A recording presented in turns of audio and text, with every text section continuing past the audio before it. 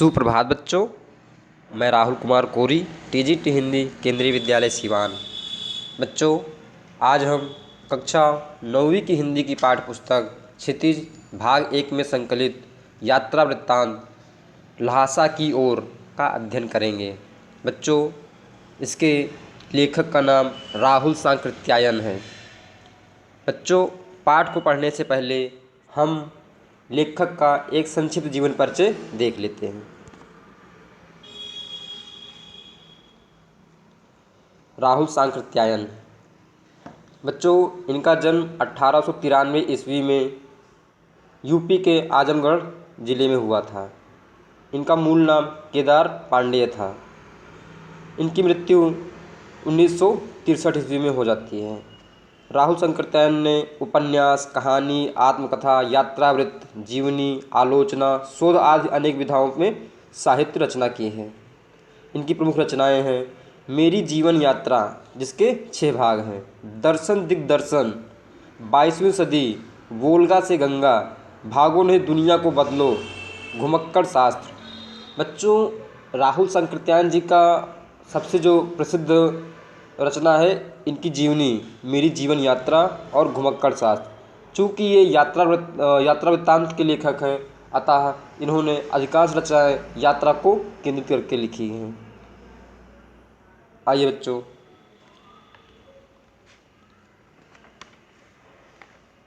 अच्छा, अगर मैं आपसे पूछूं तो ये जो ल्हासा की ओर, ये बच्चों एक यात्रा वृत्तांत है। क्या आप यात्रा वृत्तांत का तात्पर्य समझते हैं? यात्रा वृत्तांत क्या होता है?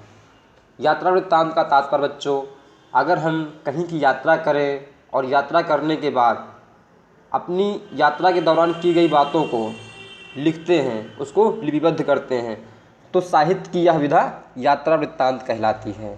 अर्थात हम जब कहीं घूमने जाते हैं, घूमने के दौरान हम कहाँ पे गए, कैसे गए, जाते वक्त हमने क्या क्या किया, कौन कौन सी कठिनाइयाँ आई, हमने क्या क्या चीज़ें देखी, अगर ये इन सब बातों का अगर हम वर्णन करते हैं तो ये हमारा यात्रा वृत्तांत के अंतर्गत आता है। बच्चों, यात्रा मानवीय जीवन का अभिन्न अंग है। प्राचीन काल में जब इतने यातायात के साधन सुलभ नहीं थे, तब भी मानव एक महाद्वीप से दूसरे महाद्वीप तक की यात्रा किया करते थे। बच्चों, आपने चीनी यात्री फाहियान का, ह्वेनसांग का, इत्सिंग का नाम तो ज़रूर सुना होगा। प्राचीन काल में ये लोग क्या है, भारत की यात्रा पर आए थे।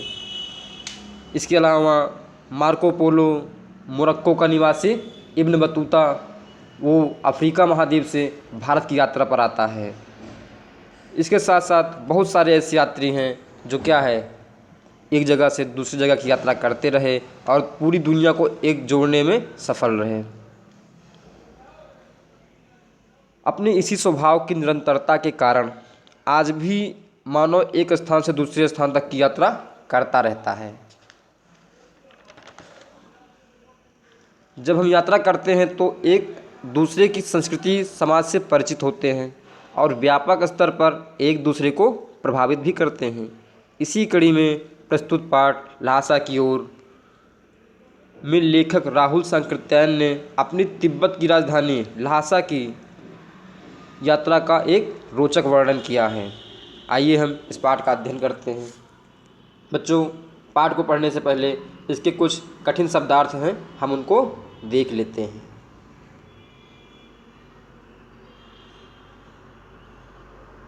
आइए,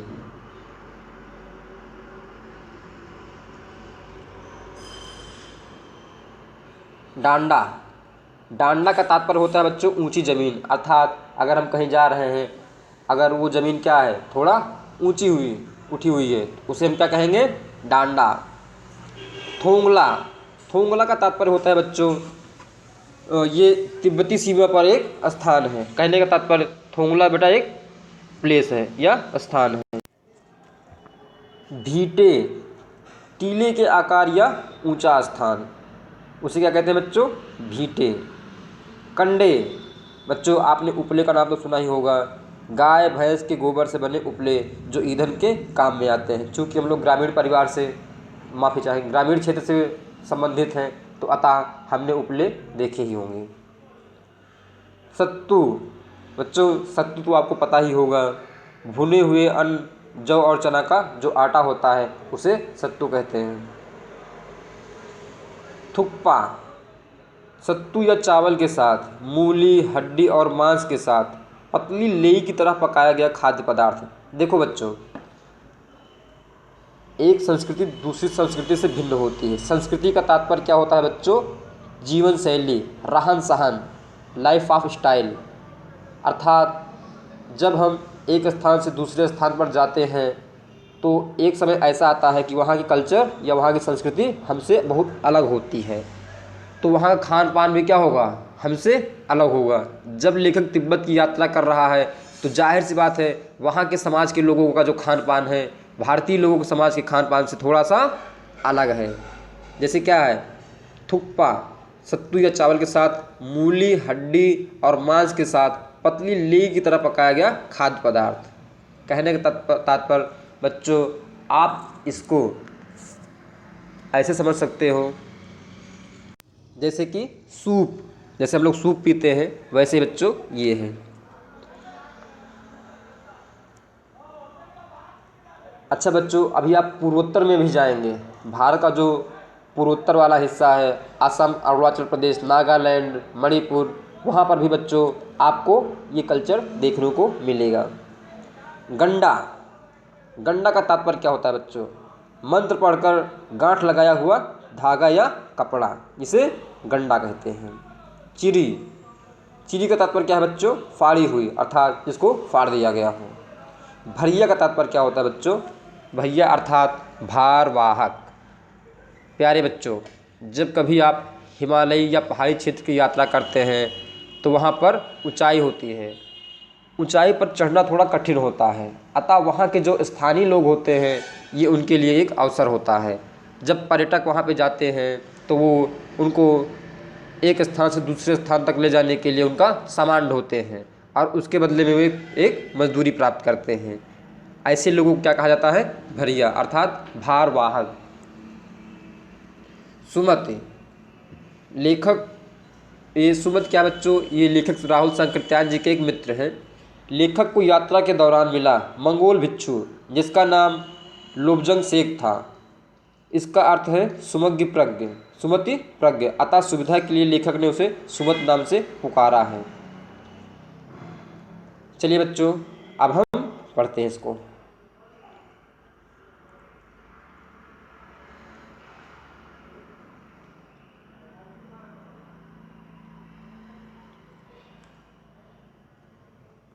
यह संकलित अंश राहुल जी की प्रथम तिब्बत यात्रा से लिया गया है। उन्होंने सन 1929 से 1930 में नेपाल के रास्ते यह यात्रा की थी। उस समय भारतीयों को तिब्बत की यात्रा की अनुमति नहीं थी, इसलिए उन्होंने यह यात्रा एक भिखमंगे के छद्मवेश में की थी। अर्थात अगर आपको किसी देश में जाने की अनुमति नहीं होती है तो आप घूमना, तो आपके अंदर जिज्ञासा है ही, तो क्या है, आप जाने के लिए विभिन्न तरीके खोजते हैं। तो वैसे ही क्या है, राहुल सांकृत्यायन जी ने तिब्बत की यात्रा करने के लिए अपना वेश भिखारी के रूप में परिवर्तित कर लिया ताकि उनको बॉर्डर पर, उनको सीमा पर चेक न करवाना पड़े। छद्मवेश में की थी। इसमें तिब्बत की राजधानी ल्हासा की ओर जाने वाले दुर्गम रास्तों का वर्णन है। उन्होंने बहुत ही रोचक शैली में किया है इसका वर्णन। इस यात्रा वृत्तांत में हमें उस समय के तिब्बती समाज के बारे में भी जानकारी प्राप्त होती है। आइए बच्चों, पाठ को पढ़ते हैं। ल्हासा की ओर, वह नेपाल से तिब्बत जाने का मुख्य रास्ता है। फरी कलिम्पोंग का रास्ता जब नहीं खुला था तो नेपाल ही नहीं, हिंदुस्तान की भी चीज़ें इसी रास्ते नेपाल से जाया करती थी। कहने का तात्पर्य है बच्चों, जब जाने का केवल एक ही रास्ता था, साधन सीमित थे, तो क्या है, व्यक्ति के साथ साथ जितना भी व्यापार होता था वो भी इसी रास्ते से हुआ करता था। आइए आगे चलते हैं। यह व्यापारिक ही नहीं, सैनिक रास्ता भी था, इसलिए जगह जगह फौजी चौकियां और किले बने हुए हैं जिनमें कभी चीनी पलटन रहा करती थी। आजकल बहुत से फौजी मकान गिर चुके हैं। दुर्ग के किसी भाग में जहाँ किसानों ने अपना बसेरा बना लिया है, वहाँ घर कुछ आबाद दिखाई पड़ते हैं। ऐसे ही परित्यक्त एक चीनी किला था। परित्यक्त का मतलब परित्यक्त का तात्पर्य बच्चों जिसे त्याग दिया गया हो या जिसे छोड़ दिया गया हो। कभी कभी होता है बच्चों, अगर मकान बहुत जर्जर होता है तो उसमें रहना क्या है, खतरे से खाली नहीं होता है, तो हम क्या करते हैं, उसको त्याग देते हैं। तो हम क्या कह सकते हैं कि वह मकान परित्यक्त हो गया। आगे चलें। ऐसा ही परित्यक्त एक चीनी किला था। हम वहाँ चाय पीने के लिए ठहरे। तिब्बत में यात्रियों के लिए बहुत सी तकलीफ़ें भी हैं और कुछ आराम की बातें भी। वहाँ जात पात छुआछूत का सवाल ही नहीं है और ना ही औरतें पर्दा ही करती हैं। कहने का तात्पर्य है बच्चों, यहाँ पर लेखक क्या है, अपने समाज अपने संस्कृति की तुलना चीनी समाज या चीनी संस्कृति से कर रहा है। हमारे यहाँ बच्चों क्या है, जात व्यवस्था अभी भी मौजूद है और यहाँ पर क्या है, महिलाएं पर्दा प्रथा को मानती हैं। जबकि आप चीन और तिब्बत में जाएंगे तो लेखक बता रहा है कि वहाँ के लोग ना तो पर्दा प्रथा का पालन करते हैं और ना ही जात भेद मानते हैं। आइए बच्चों, बहुत निम्न श्रेणी के भिखमंगों को लोग चोरी के डर से घर के भीतर नहीं आने देते। नहीं तो आप बिल्कुल घर के भीतर चले जा सकते हैं। चाहे आप बिल्कुल अपरिचित हों, तब भी घर की बहू या सासू को अपनी झोली में से चाय दे सकते हैं। कहने का तात्पर्य है बच्चों, वहाँ का जो समाज है बहुत ही मिलनसार है। लेखक कहना चाहता है कि केवल ऐसे लोगों को जो चोरी कर सकते हैं, अर्थात भिखमंगे, बहुत ही निम्न कोटि के भिखमंगे जिनसे चोरी का डर होता है, उन्हीं लोगों को छोड़कर चीनी समाज या तिब्बती समाज के लोग क्या हैं, बता रहे हैं कि दूसरों को अपने घर में आने जाने की अनुमति देते हैं। कोई डरने की बात नहीं है। अब बच्चों, पाठ को पढ़ने का तात्पर्य मतलब यही होगा बच्चों कि हम क्या है, अपने समाज को इस समाज से देख सकें, वहाँ की भौगोलिक व्यवस्था को अपनी भौगोलिक व्यवस्था से उसकी तुलना कर सकें, है ना। चलिए आगे चलते हैं।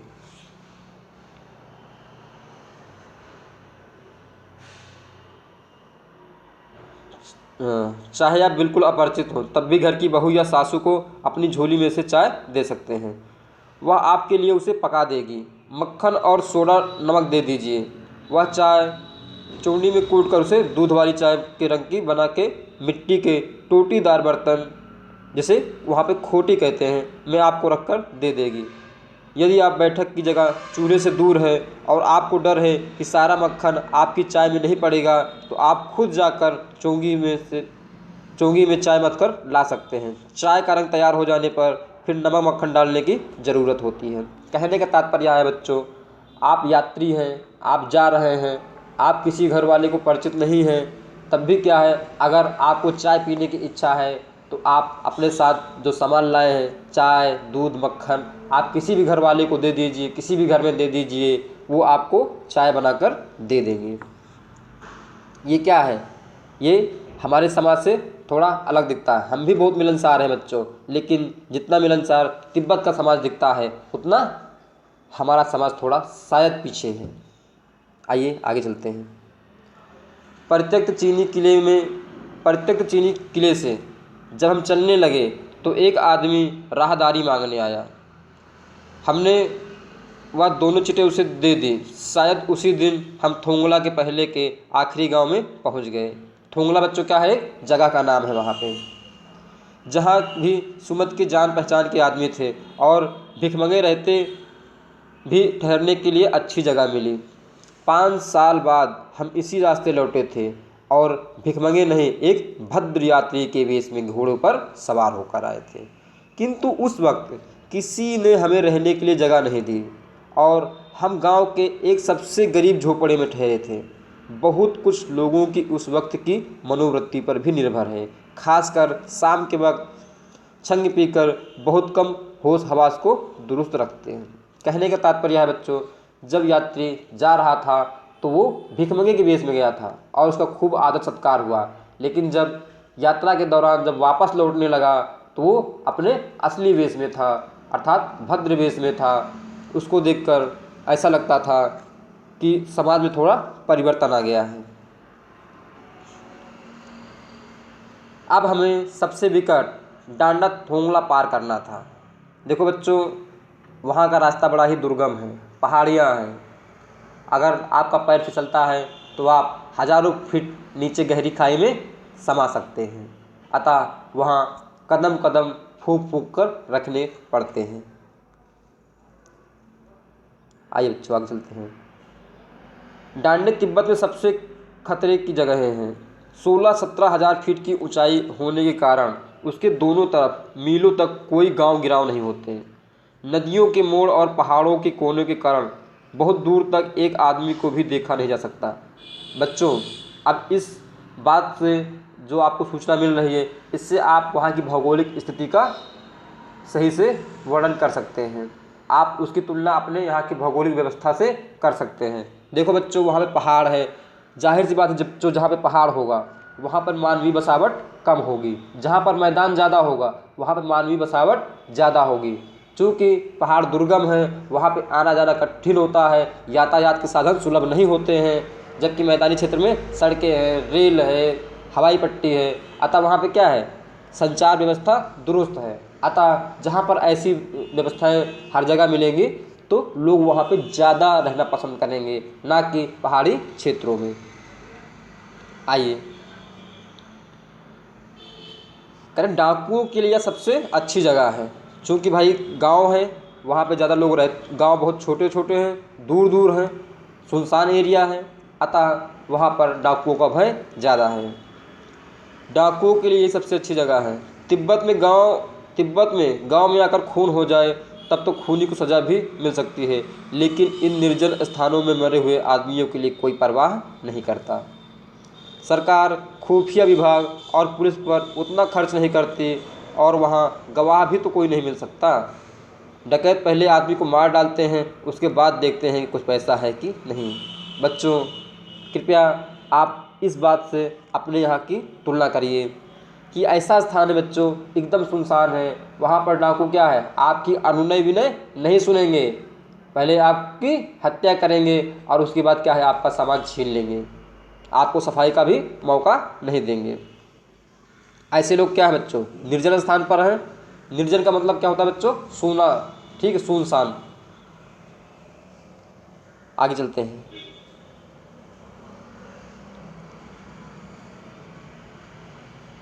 हथियार का कानून न रहने के कारण यहाँ लाठी की तरह लोग पिस्तौल बंदूक लिए फिरते हैं। डाकू यदि जान से ना मारे तो खुद उसे अपने प्राणों का खतरा रहता है। गांव में हमें मालूम हुआ कि पिछले ही साल थोंगला के पास खून हो गया। शायद खून की हम उतनी परवाह नहीं करते क्योंकि हम भिख मंगे थे, और जहाँ कहीं वैसी सूरत देखते टोपी उतार, जीभ निकाल, कुची कुची, अर्थात कुची कुची का तिब्बती भाषा में तात्पर्य बच्चों दया दया, 1 पैसा कहते और भीख मांगने लगते। कहने का तात्पर्य है बच्चों, जो डकैत थे उनका मुख्य काम क्या था, धन को लूटना, लोगों की हत्या करके उनके पैसे छीन लेना। जबकि यात्री जो है भिखमंगे के वेश में जा रहा है।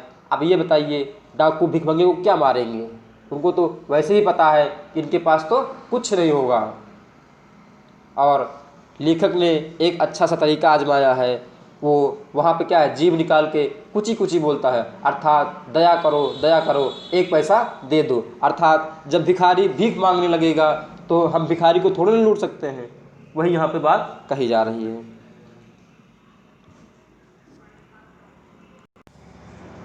और इसके साथ ही बच्चों, वहाँ पर जैसे हमारे यहाँ क्या है, हर कोई बंदूक नहीं रख सकता है, क्योंकि इसके लिए हमने कानून बनाए हैं। अगर कोई बिना लाइसेंस के बंदूक रखता है तो उसके लिए सज़ा का प्रावधान है, जबकि तिब्बत में ऐसी कोई सज़ा का प्रावधान नहीं है। अतः वहाँ लोग क्या है, हर व्यक्ति के हाथ में क्या है, बंदूक हो सकती है, पिस्तौल हो सकती है। आगे चलते हैं बच्चों।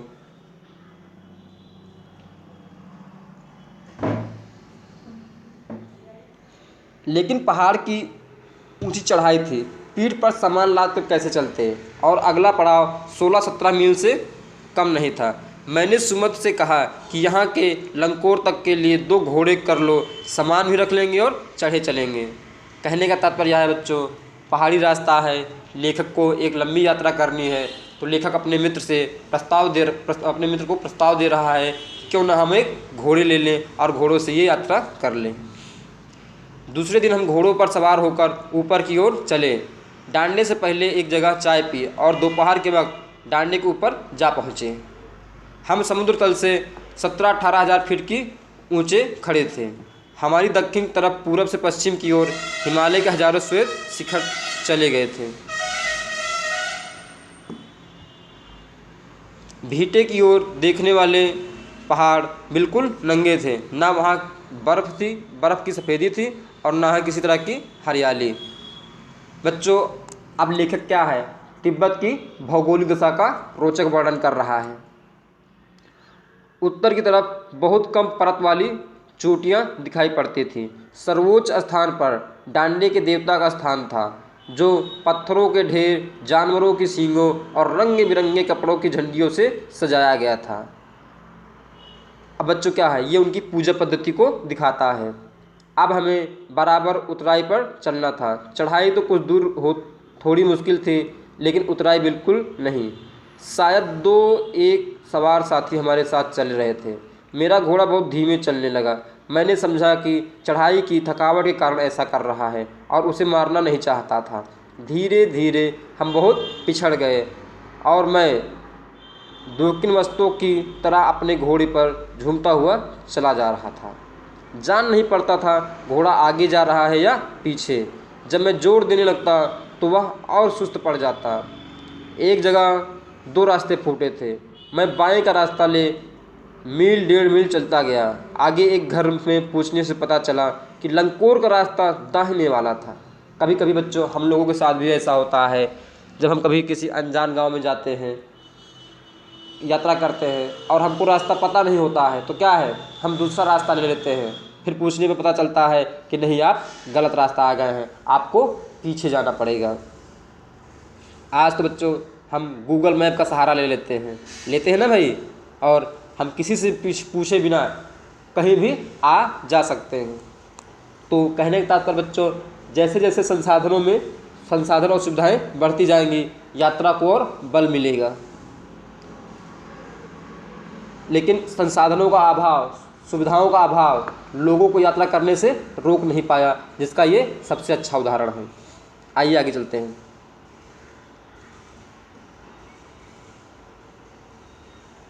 फिर लौटकर उसी को पकड़ा। 4-5 बजे के करीब मैं गांव से मील भर पर था तो सुमत इंतज़ार करते हुए मिले। मंगोलों का मुंह ऐसे ही लाल होता है और अब तो वह गुस्से में थे। अर्थात सुमत लेखक के देर से आने के कारण बहुत नाराज़ थे। उन्होंने कहा, मैंने 2 टोकरी कंडे फूंक डाले, 3 बार चाय को गर्म किया। मैंने बहुत नरमी से जवाब दिया, लेकिन मेरा कसूर नहीं है मित्र। देख नहीं रहे हो कैसा घोड़ा मुझे मिला है। मैं तो रात तक पहुंचने की उम्मीद रखता था। खैर, सुमत को जितनी जल्दी गुस्सा आता था उतनी जल्दी वह ठंडा भी हो जाता था। लंकोर में वह एक अच्छी जगह पर ठहरे थे। यहाँ भी उनके अच्छे यजमान थे। यजमान का तात्पर्य क्या है बच्चों? यजमान का तात्पर्य ये होता है बच्चों, जिसके यहाँ हम जाते हैं, जो हमारी आवभगत करता है। अच्छे यजमान थे। पहले चाय सत्तू खाया गया। रात को गर्मा गर्म थुक्पा मिला। बच्चों, हमने थुक्पा की चर्चा शब्दार्थ में की थी।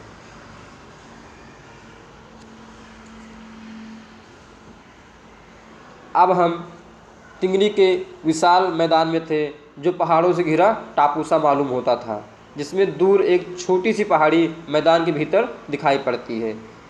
उसी पहाड़ी का नाम है तिंगरी समाधि गिरी। आसपास के गांव में भी सुमत के कितने ही यजमान थे।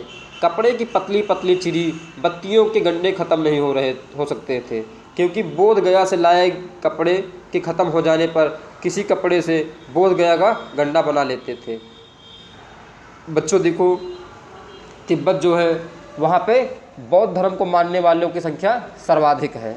अर्थात वहाँ पे मुख्यतः बौद्ध धर्म को ही लोग मानते हैं। और बौद्ध धर्म का जो गौतम बुद्ध का बिहार के जो बच्चों गया है, बोध गया, वहाँ से गहरा नाता है, क्योंकि बुद्ध को वहीं पर ज्ञान की प्राप्ति हुई थी। अतः वहाँ से लोग उसकी पवित्रता को देखते थे और वहाँ पे कपड़ा ला के उसको वहाँ पे बांधा जाता था। आगे चलते हैं बच्चों। वह अपने यजमानों के पास जाना चाहते थे। मैंने सोचा या 2 हफ्ता इधर उधर भी लगा देंगे। मैंने उनसे कहा कि जिस गांव में ठहरना हो उसमें भले ही गंडे मार दो, मगर आसपास के गांव में मत जाओ। इसके लिए मैं तुम्हें लहासा पहुंचकर रुपए दे दूंगा। सुमत ने स्वीकार किया। दूसरे दिन हमने भरिया ढूंढने की कोशिश की। भरिया अर्थात जो हमारा भार का वहन कर सके, जो हमारे सामान को एक स्थान से दूसरे स्थान तक पहुंचा सके, लेकिन कोई न मिला। सवेरे ही चल दिए होते तो अच्छा होता, लेकिन अब 10-11 बजे की तेज़ धूप में चलना पड़ रहा था। तिब्बत की धूप बहुत कड़ी मालूम होती है। यद्यपि थोड़े से भी मोटे कपड़े से सिर को ढक ले तो गर्मी ख़त्म हो जाती है। आप 2 बजे सूरज की ओर मुँह करके चल रहे हैं। ललाट धूप से जल रहा है और पीछे का कंधा बर्फ़ हो रहा है। कहने का तात्पर्य बच्चों, वहाँ का जो जलवायु है, जो मौसम है, बहुत ही भारत से अलग है। जितने आपके शरीर पर जितने स्थान पर धूप पड़ेगा वहाँ तो आपको बहुत तेज़ गर्मी महसूस होगी, और जो स्थान धूप से अलग होगा वहाँ पर आपको भीषण ठंड महसूस होगी। अर्थात एक ही शरीर में एक साथ हम ठंडी और गर्मी का एहसास कर सकते हैं। ऐसी वहाँ की जलवायु है। आगे चलते हैं बच्चों। फिर हमने पीठ पर अपनी अपनी चीज़ें ला दी, डंडा हाथ में लिया और चल पड़े। यद्यपि सुमत के परिचित तिंगड़ी में भी थे, लेकिन वह एक और यजमान से मिलना चाहते थे। इसलिए आदमी मिलने का बहाना कर शेखर विहार की ओर चलने के लिए कहा। तिब्बत की ज़मीन बहुत अधिक छोटे मोटे जागीरदारों में बटी है। इन जागीरों का बहुत ज़्यादा हिस्सा मठों अर्थात मठ का मतलब क्या होता है? मठ अर्थात विहार, जहाँ पे बच्चों बौद्ध भिक्षु रहते हैं उसे क्या कहते हैं? मठ या बौद्ध विहार। अपनी अपनी जागीर में हर एक जागीरदार कुछ खेती खुद भी कराता है। इसके लिए मजदूर बेगार में मिल जाते हैं। बेगार का तात्पर्य क्या होता है बच्चों? बेगार का तात्पर्य होता है बच्चों जिससे हम मजदूरी करवा लें और उसके मेहनत के एवज में उसको मेहनताना ना दें, इसे बेगार कहते हैं। अर्थात बिना पैसे के काम कराना। खेती का इंतजाम देखने के लिए यहाँ कोई भिक्षु भेजा जाता है, जो जागीर के आदमियों के लिए राजा से कम नहीं होता। शेखर की खेती के मुखिया भिक्षु नम से बड़े भद्र पुरुष थे। वह बहुत प्रेम से मिले। हालांकि उस वक्त मेरा भेष ऐसा नहीं था, उन्हें कुछ भी ख्याल करना चाहिए। यहाँ एक अच्छा मंदिर था जिसमें कंजूर बुद्ध वचन अनुवाद की हस्तलिखित 103 पोथियाँ रखी हुई थी। मेरा आसन भी वहीं लग गया। वह बड़े मोटे कागज़ पर अक्षरों में लिखी हुई थी। एक एक पोथी 15-15 शेर से कम नहीं रही होगी। सुमत के लिए आसपास अपने यजमानों के पास जाने के बारे में पूछा। मैं अब पुस्तकों के भीतर था, अर्थात अब लेखक उन पुस्तकों को पढ़ने में लग गया है, इसलिए मैंने उन्हें जाने के लिए कह दिया। दूसरे दिन वह गए। मैंने समझा 2-3 दिन लगेंगे, लेकिन वह उसी दिन दोपहर बाद चले गए। तिंगड़ी गांव में वहाँ से बहुत दूर नहीं था। हमने अपना अपना सामान पेट पर उठाया और भिक्षु नमसे से विदाई लेकर चल पड़े।